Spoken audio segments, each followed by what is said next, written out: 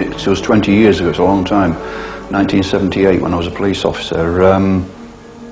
I actually had a confrontation with one of these things when I was a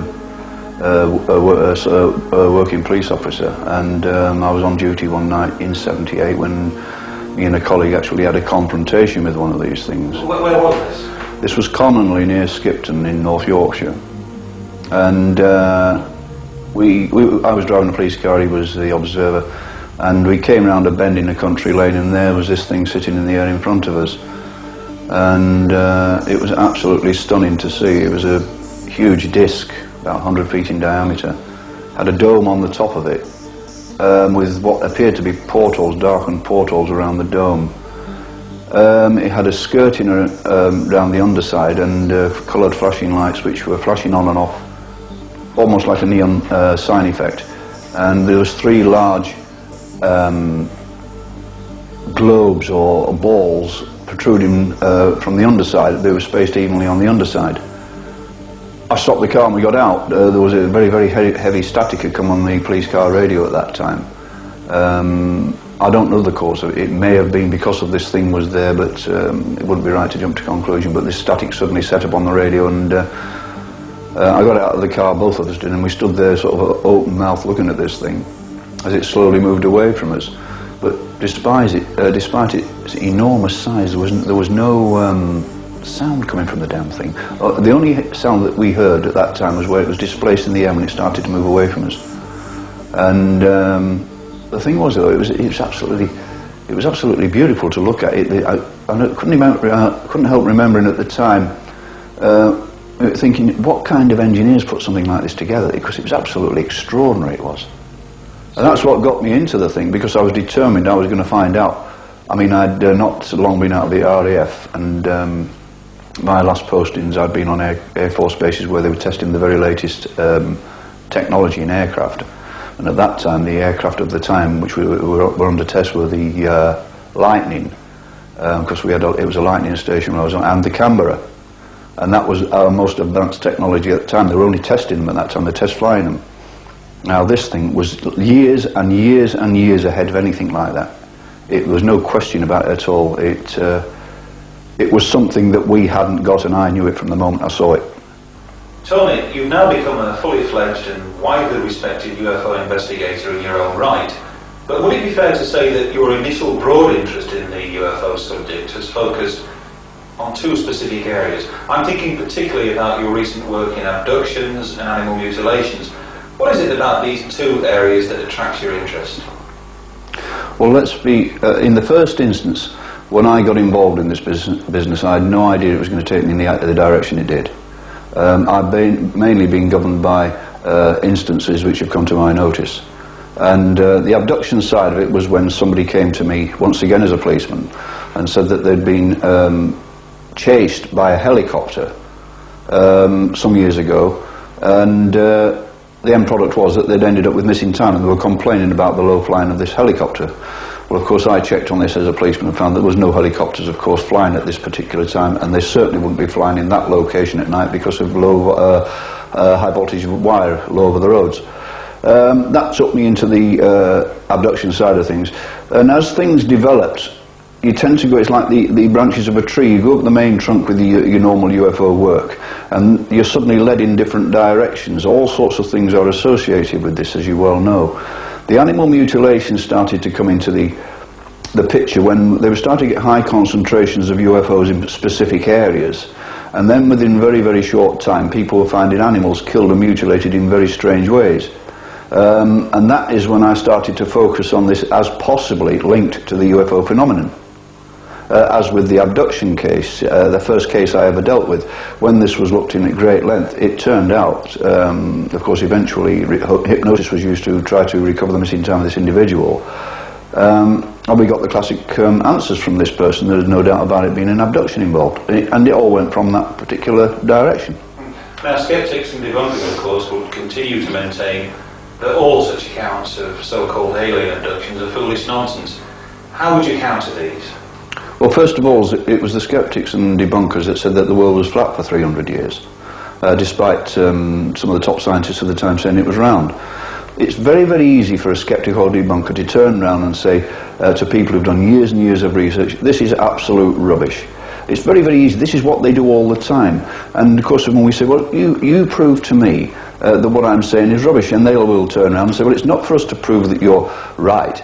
It's not for us to prove that you're wrong. It's for you to prove that you're right. And so we're always going to be faced with this thing. And as much information as you put before these people, they will do their best to pull it to pieces. But the facts are the facts. Particularly if we talk about things like alien abductions, where there's such a wide variety of people being involved in this, and I'm talking about highly intelligent people and a great many who know nothing whatsoever about the subject. We're getting them all over the world, as you well know. People who are very, very backward, are not in touch with the media and things like that, and they're telling the same stories. Now, is everybody imagining things? Is everybody making these things up? What are they to gain, particularly these sort of backward countries, by saying things like this? But that is not the point. It's the facts that point to abduction, and there are so many, many facts which are occurring repeatedly, which I'm absolutely convinced they're taking place.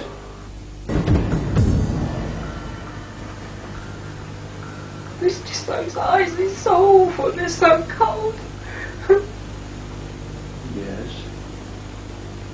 Nothing's going to hurt you, there's nothing to be frightened of. There is no emotion, there is nothing in those eyes at all. What are the eyes like? Like almond shaped, but they're just like a bug eye. There's no middle, there's nothing like it, and they're just cold. And they're all around me now. Yeah. There's about 3 or 4, and they are absolutely determined, no matter how much I protest now from myself, they've got to carry on. There's some blood on a tool of some sort, but I just don't seem to be able to see where it's coming from. Can you describe the tool? What does it look like?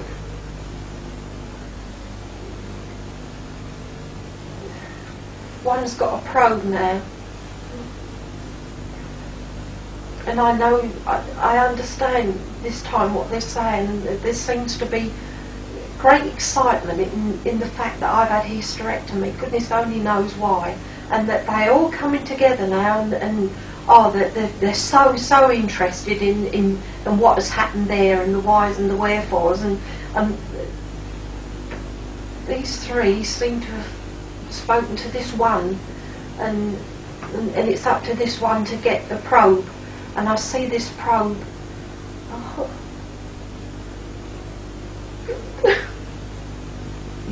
Yes, they're not going to hurt you. The next thing is that this probe goes in my navel, and it hurts so much. Yes.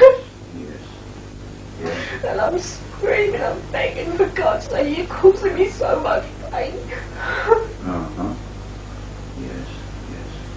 And at this point, I beg them, but they don't stop, they just carry on. It's just as if they've got a job to do, and it's as if they don't hear or they don't want to hear, but they carry on. What sort of background do these people have? Once again, a wide background. They come from all sorts of different backgrounds. As I say, you can go from the office worker, the shop worker, to somebody who's a company director, to somebody who works in a high-level position for the Ministry of Defence, people who are actually in the military. You name it, they're all involved. Now, lately you've been investigating and reporting on numerous accounts of strange, some might say bizarre, animal mutilation deaths. When did you first come across these, and where precisely? Well, they're certainly bizarre, that's for sure. Many years ago, I'd been monitoring basically, again, UFOs. We were getting concentrations of UFO reports. We were focusing on the UFOs. And then it seemed to transpire that when these UFOs had been in the area, people had started to find these mutilated animals. So I started to look much deeper into this. And then it went from one thing to another. It started off mainly up in the Highlands of Scotland, where they started to find large numbers of seals dead on the beaches, minus their heads being surgically removed. And I spoke to the police up there, I spoke to the veterinaries who did the autopsies on these bodies, and everybody was baffled. On one occasion they found 40 seals dead on a beach, a dry beach. And the vet said every one of the seals had had their head removed in a very precise surgical manner. In fact, every head had been cut off, and the actual knife or whatever instrument was used cut between the same vertebra on every animal.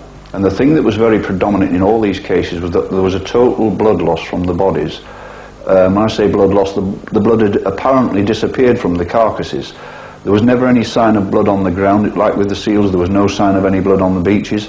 There was no sign of any blood on the ground where the animals had been killed. They had a hole in their head, and it appeared that the blood had been drained out of the bodies through this hole until the carcasses were totally dry of blood. But also the brain and spinal cord was missing from some of these animals through a very, very small hole. And just that fact alone made the vet say, well, how can something do something like this? Now, the interesting thing is that the one common factor with these things is the fact that there was always some form of strange aerial activity being seen taking place in the areas where these things were happening. Obviously, this is what drew me towards it. Now, there was all sorts of things. There was one where 40 pigs were killed in one field overnight. But what I started to look at, we don't just look straight at these things, trying to sort of work out what is behind it. And what we were finding, there were large numbers of animals being found in very concentrated areas, i.e. in a space of 50 feet on one incident. There was several sheep dead, there were foxes dead, there was two dead deer and a dead donkey, all in very, very close proximity to each other. Now, if you look at this closer, you find that these animals would normally not be seen anywhere in the vicinity of each other.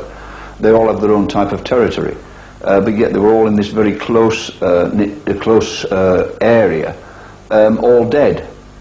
That then implied that whatever it was that was killing these animals was actually taken from their normal habitat, doing what they do to them, and then placing them all back on the ground in one lump. In other words, they were taking a cross-section of animals, doing these things to them, and then dumping them all in the same place. I think the breakthrough from my point of view came not very long ago, certainly less than 12 months ago, when a chap was driving a vehicle over a very remote moor over near Whitby. In the dead of night, he was on his way back home. He had one of these breakdown trucks. No, it wasn't. He had been delivering scrap metal, and he was on his way back with his vehicle. And suddenly, as he was driving across the moor top, he's confronted with these blinding lights coming towards him on the road.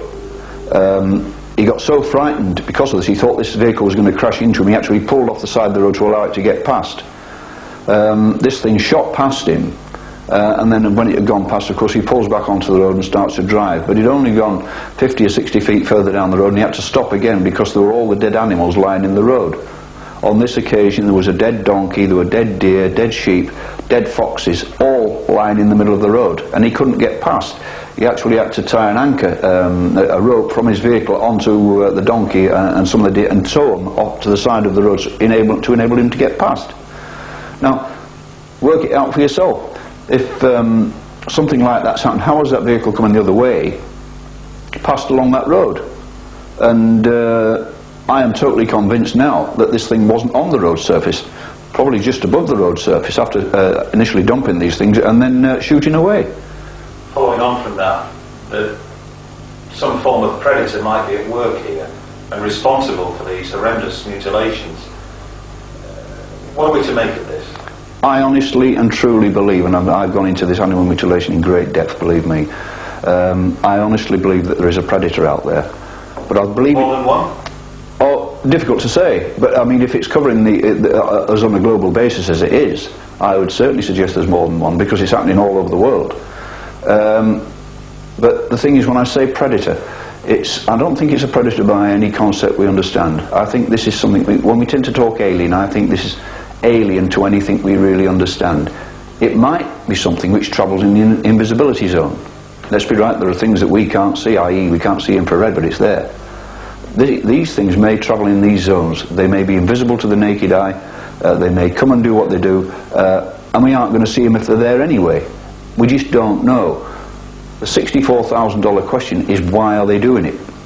And I know there have been various reports from various parts of the world that it's just possible that it could have involved odd humans here and there, but I'm not going to go into that. Finally, there are people probably watching this interview and wondering, is this man for real? Are UFOs real? if you could look at that person